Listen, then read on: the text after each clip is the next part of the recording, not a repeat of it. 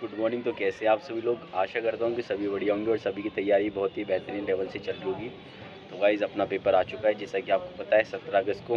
तो आज हो चुकी है 15 अगस्त। तो सभी को स्वतंत्रता दिवस की बहुत बहुत शुभकामनाएं। तो गाइज़ सभी के कमेंट आ रहे थे कि एक तो भैया आपका सेंटर कहाँ पे आया है। तो मेरा सेंटर मेरे होम डिस्ट्रिक्ट में आया है, जहाँ पे मैं रहता हूँ वहाँ से 6 किलोमीटर दूर आया है। और शिफ्ट कौन सी में आया, ये भी सभी के कमेंट आ रहे थे कि भैया आपका कौन सी शिफ्ट के अंदर पेपर है, फर्स्ट शिफ्ट में, सेकंड शिफ्ट में। क्योंकि फर्स्ट शिफ्ट वालों को क्या है कि पेपर नहीं मिलेगा।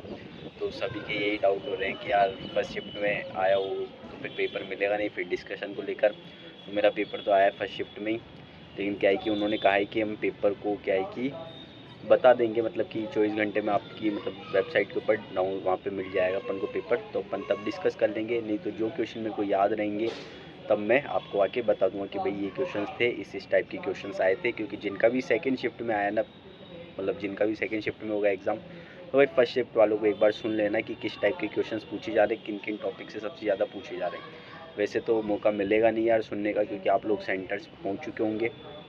क्योंकि पेपर है तुम्हारा 3 से 6 शायद सेकंड शिफ्ट वालों को। तो तुम्हारी एंट्री होगी 12 से 1, मतलब 2 से 3 तो आप अंदर बैठोगे, 1 से 2 आप लोगों की एंट्री होगी और हम लोग 12 बजे छूटेंगे। तो मतलब 12 से 1 आपके पास में 1 घंटे का टाइम मान सकते हो, जहाँ कि आप जो कि आप सेंटर के बाहर ही रहोगे, या फिर कुछ लोगों का अगर सेंटर पास में ही है तो फिर वो घर पे रहेंगे। तो देख लेना यार कि जो भी हो, एक बार वीडियोस देख लेना कि किस टाइप का क्वेश्चन पेपर आया है, किस टाइप के क्वेश्चन पूछे जा रहे हैं।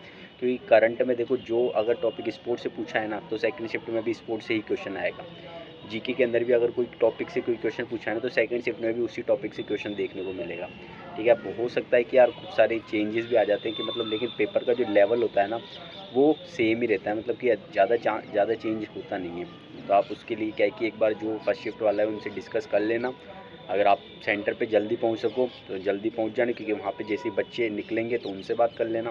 लेकिन बस यही है कि अपना दिमाग थोड़ा उस तरीके से मत कर लेना कि यार किसी से बात करके कि आप डाइवर्ट हो जाओ या फिर आप पैनिक हो जाओ कि यार इस टाइप का पेपर आ रहा है। या फिर क्योंकि खूब सारे बच्चे क्या है कि जो एग्ज़ाम देकर आते हैं ना, क्योंकि वहाँ पे इतना कंपटीशन, इतनी भीड़ रहती है, वो वहाँ पे पढ़ के जाने वाले बहुत ही कम बच्चे रहते हैं। तो अगर अपन किसी से डिस्कस करते हैं और अगर भाई वो पढ़ने वाला बच्चा नहीं है तो वो तो बोलते हैं भाई कुछ भी आया, भाई कहीं से भी पूछ दिया, भाई क्या ही पूछा है पता ही नहीं, भाई एकदम बेकार पेपर है। और जब ये सारी चीज़ अपन सुनते हैं ना, तो फिर अपना भी ऐसा हो जाता है कि यार 10 लोगों ने अगर यही बात बोल दी तो फिर अपने दिमाग में भी यही आता है कि यार पेपर तो ऐसा ही है, इतनी मेहनत तो हुई ऐसा वैसा। तो फिर ये चीज़ें नहीं लानी है।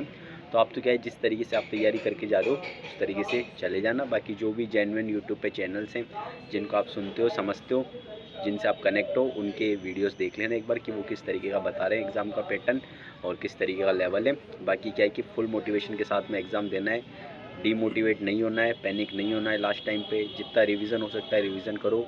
एक का कमेंट था कि मेरा सारा सिलेबस हो चुका है लेकिन अभी तक मेरा रिवीजन नहीं हुआ है, और रिवीजन की वजह से मैं स्ट्रेस में आ रही हूँ, मेरे को टेंशन हो रही है। तो देखो, लास्ट टाइम पे अगर आप टेंशन करोगे ना, तो आपने जितना रिवाइज़ करा है ना वो सारी चीज़ें भी भूल जाओगे। तो आपको टेंशन नहीं करनी है, आपको रिवीजन करना है। भाई रिवीजन नहीं होता, किसी का भी पूरा रिवीजन नहीं होता। अगर पूरा रिवीजन ही हो जाए तो भाई सिलेक्शन ही हो जाता ना। अब क्या है कि जितना रिवीजन हुआ है, अपन ने जो पहले चीज़ें पढ़ी थी ना, वो भी अगर अपना दिमाग शांत रहेगा ना तो अपन उसको रिकैप कर सकते हैं, रिकॉल कर सकते हैं उन चीज़ों को। लेकिन अगर दिमाग शांत नहीं है ना, तो वहाँ पे अपन उन चीज़ों को रिकॉल ही नहीं कर पाएंगे। तो सबसे ज़्यादा ज़रूरी है कि आपका शांत दिमाग, ठीक है, क्योंकि शांत दिमाग करो रखोगे ना, तो अभी जो रिवाइज़ कर रहे हो वो चीज़ें तो रिवाइज़ हो ही रही है, और जो आपने पहले पढ़ रखा है ना वो भी थोड़ा कनेक्ट हो जाता है, और अपन को चीज़ें याद आ जाती है क्वेश्चन देखने के बाद में या फिर ऑप्शन देखने के बाद में। और कभी कभी ऐसा भी होता है कि अपन ऑप्शंस देखने के बाद में बहुत ही ज़्यादा कंफ्यूज हो जाते हैं, और जो ऑप्शन आंसर में होता नहीं है ना, जो एलिमिनेट करने का होता है ना, उसी को अपन आंसर टिक करके आते हैं। तो भाई ये कंडीशंस भी आती है, और ये कंडीशन आती है तब जब अपन एक ही बार किसी चीज़ को पढ़ के जाते हैं। तो भाई रिवीजन तो बहुत ज़्यादा ज़रूरी था। मैं पहले से बोल रहा हूँ आपको 15-20 दिन से कि भाई अब रिवीजन पे फोकस करो, मॉक टेस्ट पे ज़्यादा ध्यान मत दो। लेकिन क्या है कि कुछ कोचिंग वाले या फिर कुछ यूट्यूब चैनल से बोल रहे लास्ट टाइम पे भी कि मॉक प्रैक्टिस करोगे तभी आगे बढ़ोगे, मॉक टेस्ट बहुत ज़्यादा ज़रूरी है। तो भाई ऐसा नहीं है यार, लास्ट टाइम पे रिवीजन बहुत ज़्यादा ज़रूरी हो जाता है।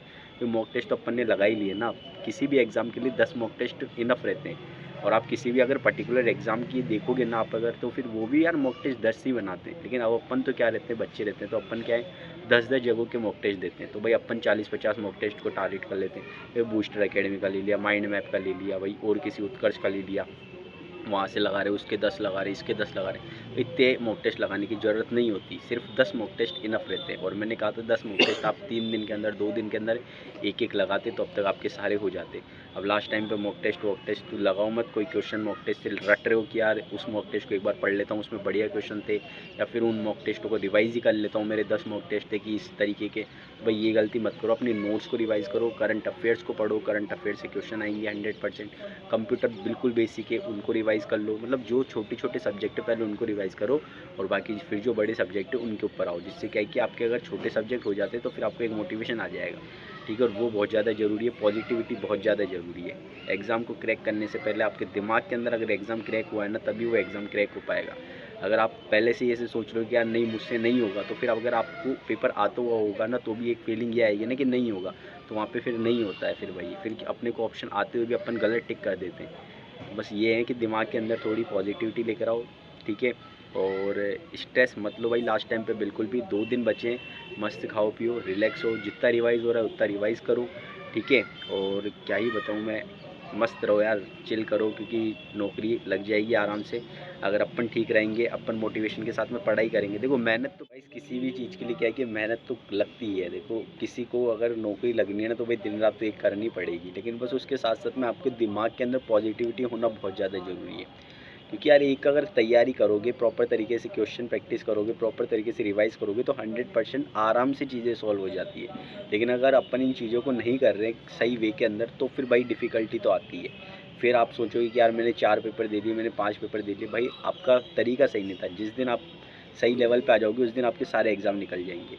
वो देखते हैं ना एक यार कि अगर आपने इतनी मेहनत कर ली, तो एक बार अगर पेपर निकलने लग जाते तो सारे निकलने लग जाते, क्योंकि भाई अपन उससे वहाँ तक पहुँच जाते हैं कि अब अपन को चीज़ें याद हो चुकी है, अपन को चीज़ें रट चुकी है, अपन ने ढंग से अपने माइंड सेट को मतलब पॉजिटिव वे के अंदर ले जा चुके हैं कि हाँ यार अब मेरे पेपर निकल जाते हैं, अब कुछ भी नहीं, अब मेरा सब कुछ पड़ा हुआ है। इसीलिए तो होता है कि एक पेपर निकल जाता है तो मोटिवेशन आ जाता है, तो आप उस मोटिवेशन को पहले से फील करो कि हाँ यार मेरा सिलेक्शन हो जाएगा, ठीक है। बाकी गाइज मिलेंगे नेक्स्ट वीडियो के अंदर। तो वीडियो पसंद आया तो इसको लाइक करें, चैनल को सब्सक्राइब करें, ठीक है, 1K कर दो फटाफट से। बाकी मिलेंगे नेक्स्ट वीडियो के अंदर, तब तक के लिए okay bye, tata bye bye guys.